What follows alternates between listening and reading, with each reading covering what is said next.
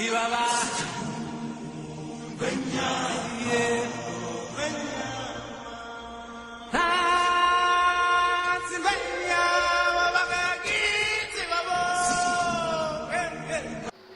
alunos do curso de jornalismo do terceiro e quinto semestre realizaram um passeio no último dia 30 de abril no zoológico da cidade. Veja como foi o passeio deles.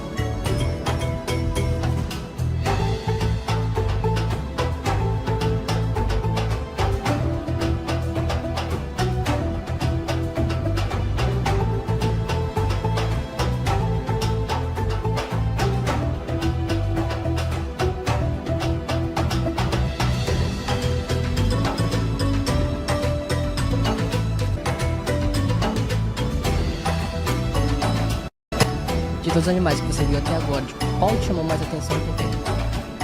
É o jacaré, né? Acho que foi o jacaré, porque é muito grande. Teria coragem de entrar lá dentro? Claro que não.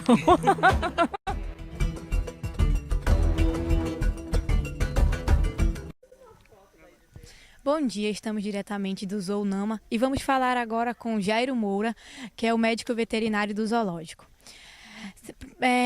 Doutor Jairo, logo quando os animais vêm para cá, passam algum tempo aqui, às vezes muitos deles vêm feridos, e a reintrodução deles na natureza, quanto tempo leva ou a partir de que momento vocês vão fazer isso? Bem, quando o bicho vem para cá, quando ele chega e apresenta algum tipo de ferimento, existe uma equipe técnica aqui que faz esse procedimento. Após isso, eu estou partindo do princípio que o animal ele apresenta um tipo de ferimento.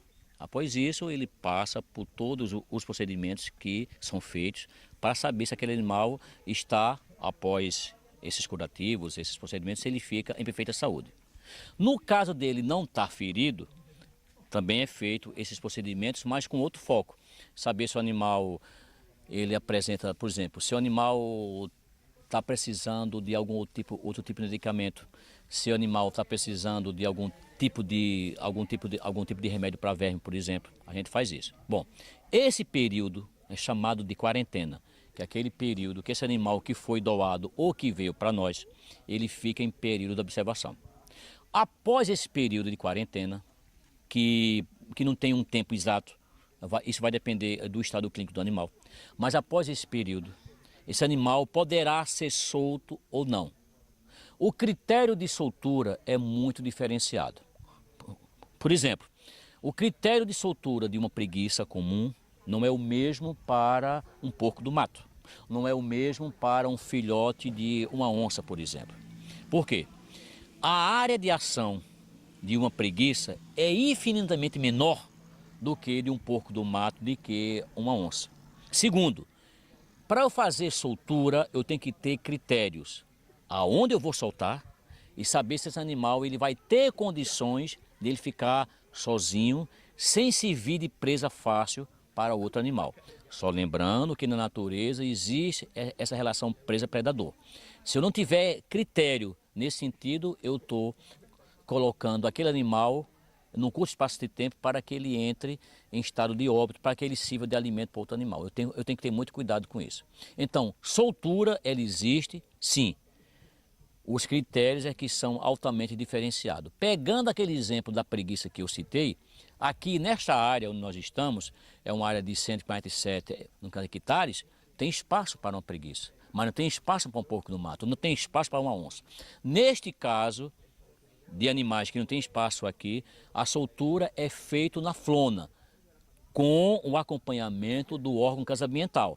Lembrando que os bichos pertencem à fauna brasileira.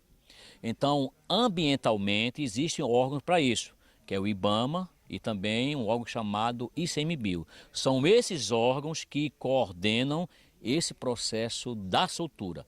Aonde, quando e que, no caso, quantidade, são os técnicos desses órgãos, certo, que nos definem.